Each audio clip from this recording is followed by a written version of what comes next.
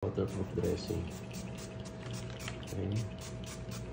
So, pag nakaganyan, waterproof yan, no? So hindi papasok ang tubig. So usually ginagamit ko yung spray, tapos gasa. Okay, then slowly i-peel off lang. Okay, diba? Okay, kasi lang natin yan. So sticky lang, no, sa skin.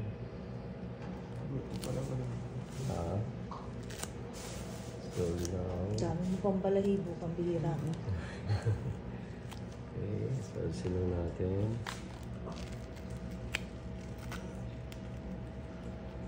Ayan, dikit-dikit kasi sila eh. Okay, kasi ito. Yes. Okay. Ayan. Okay, so naiwa mo. Right. Okay, spray ako na lang. Tapos, i-spray lang yung ligid, ha? Okay, kung nagdugo, normal lang yan. Okay? Okay lang yan, ha? Ayan. Spray ako lang, ha? I-spray na lang ganyan. Then, na-dry. Alcohol yan ba? Oo. Antiseptic, yes. So, dito sa inyo na yan, eh. Okay, so da-dry niya lang yung paligid. Okay.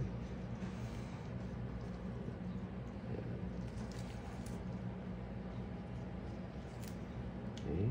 Then after nyan, kunin niyo yung active-free. Okay. Kerosene. Then, ngayon sa gloves, so maglilinis ka dapat naka-gloves, ha? Lagyan nyo lang yung sugat.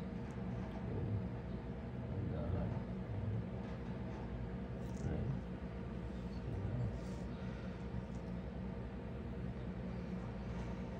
Sa sugat lang. Okay.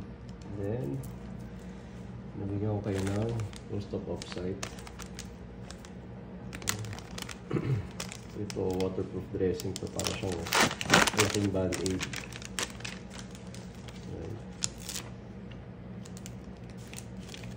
So, nalagyan nyo lang siya dito. Okay. Dikit lang. So, make sure yung didikitan dapat dry para dumikit siya talaga. Okay.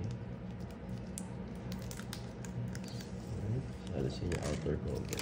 Ilang days pwede yan, Dok? So, every 3 days ang palit. Every 3 days.